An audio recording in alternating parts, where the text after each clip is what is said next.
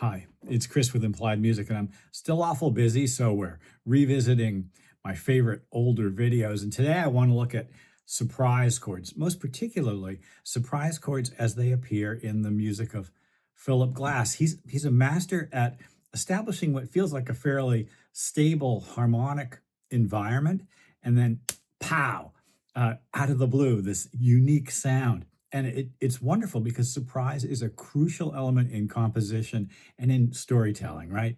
So let's take a look at this video now. Today, I want to look at how Philip Glass uses surprise chords in his compositions, chords that maybe are outside the diatonic system or just pop out to the ear. Well, we've talked about a bunch of these pieces before, but we're going to review, I don't know, 4 or 5 of them. Let's get to it.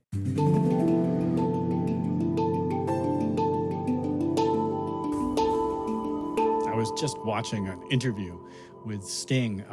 Rick Beato was talking to him, and he said if a song doesn't surprise him in the first few bars, 8 bars, he's just going to turn it off. And if I ever get Sting's attention, I want to make sure I surprise him. Surprise chords are essential to good music making. And of course, surprise chords are usually chords that wouldn't be in the ordinary diatonic system. And just, to quickly review what I mean, if I have a C system, chords that fit smoothly within that come from the scale.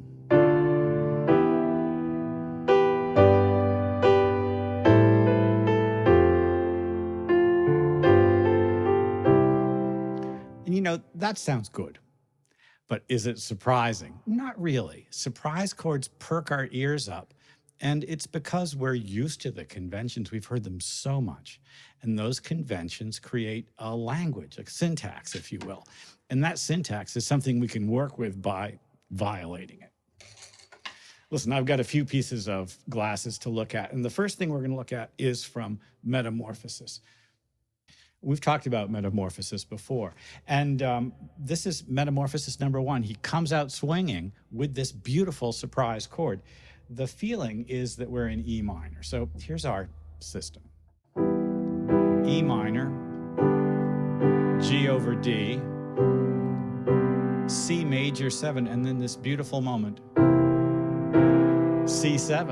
And C7 acts like a 5 of E minor in this case, although of course it's not. This surprising tritone resolves back to E minor. And it's like he's substituted the expected 5 chord for one that comes out of the blue. And that out of the blue is an enormous part of it.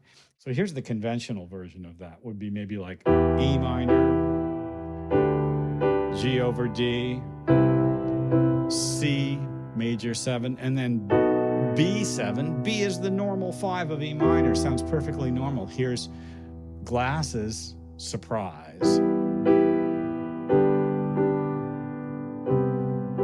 Surprise.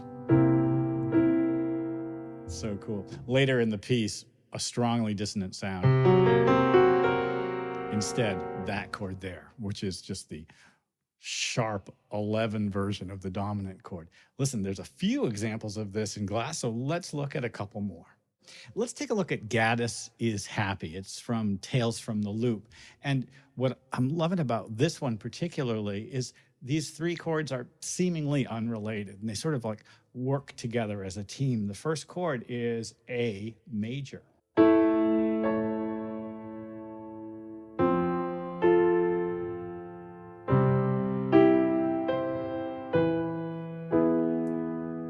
So that's A to F.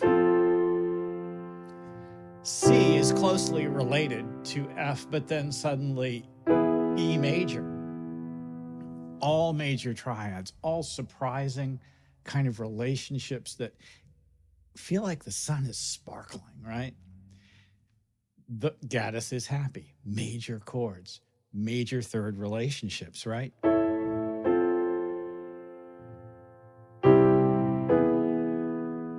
Love that sound. Surprise. Let's look at another one. Here's one that works in much the same way from an earlier piece from Einstein on the Beach, probably Glass's big breakthrough composition. There are a number of smaller pieces within it called knee plays. Here's one of the pieces from knee play number 4. So we've got this, I guess you just call it a F minor arpeggio, which goes to D flat major. Those are definitely closely related. But from D flat, another major third relationship down to A.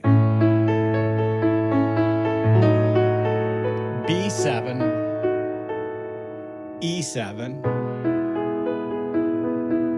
Two things are surprising about that. First of all, it's a 5-measure cycle. Second of all, those relationships, the roots, are kind of weird. F minor, D flat, A, this beautiful B7 over A, to E. He does rhythmic variations of these. The first thing is triplets, and then it goes on to sixteenths, and then very, very simple versions of it.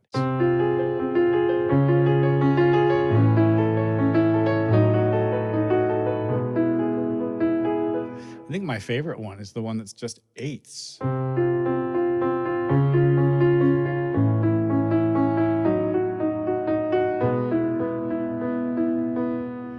These chords are related to each other in unusual ways, and yet careful voice leading gives them continuity, common tones between the chords. The rule of parsimony, in other words, being lazy about how far I want to move my hand, makes everything gel. Let's look at a couple more pieces. Rather famously, Glass wrote some piano etudes for himself, studies on how to play the piano and how to think about his compositional style for us. And I love playing the etudes, and there's quite a few of them. Some of them are pretty easy to play. Let's look at etude number 5. Etude number 5 begins with an F minor chord.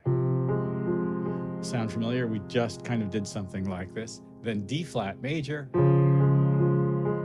back to the F minor. But here's the surprise, E major. Now there's a common tone between F minor and E major. That sound is a signature sound in a lot of Glass's compositions. And I have to say, like many Baroque and early classical composers, Glass is constantly borrowing ideas from previous works, recycling them into more useful versions of things. We definitely see it in Tales from the Loop. Well, later on in the piece, he starts to extend the ideas.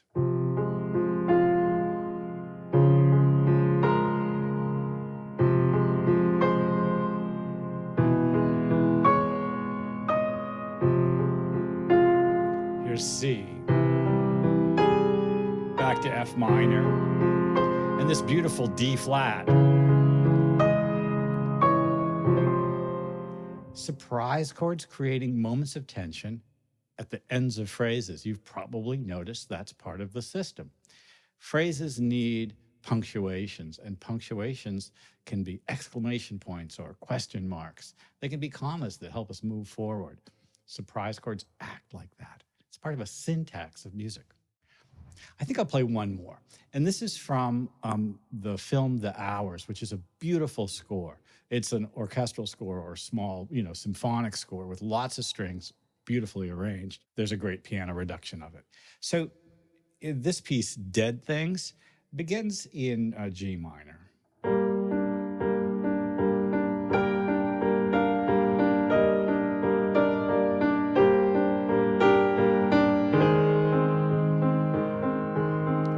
That G minor chord moved to A flat major.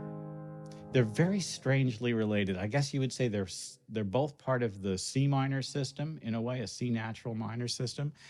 And yet the piece really feels like it's in G minor. Later on, it's really clear. We keep coming back to that G minor. In fact, the next moment after A flat is D, which really feels like D7, doesn't it? Little melody on top.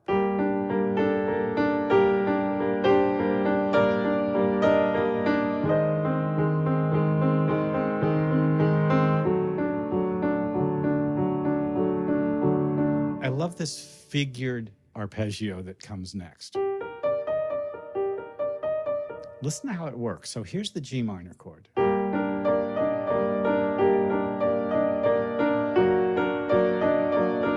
This chord here is a kind of a beautiful figured G minor major 7. It's actually written as if it's an augmented chord with a G flat.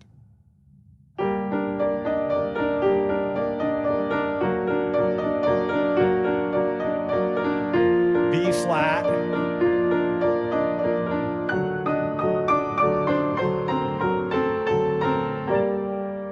And then a big old phrase on D7 to get us back home again. Surprise chords. They play an enormous role in making music interesting. I mean, and when I mean interesting, what I mean is narrative. It tells the story of the piece, and that feeling of surprise, of punctuating a sentence, of moving us forward into the next section can be achieved in a number of ways. In the European classical tradition, the conventional approach is to use some sort of dominant chord or secondary dominant chord. We talk about cadences, and in cadences, the dominant chord plays a crucial role.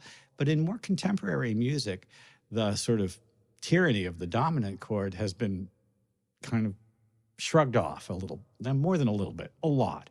And yet we still have to find ways to punctuate our sentences, to move us into new sections, to create beautiful illuminating moments that kind of reveal something we hadn't expected. Surprise is learning, and learning is great. Our brains are built for it. Well, I hope this has been useful. Like and subscribe and ding the bell. You'll be notified when I do my videos. Tomorrow's the last day to submit to our Halloween Hangover Challenge. There's details on the YouTube page here. And hey, I'll see you next time.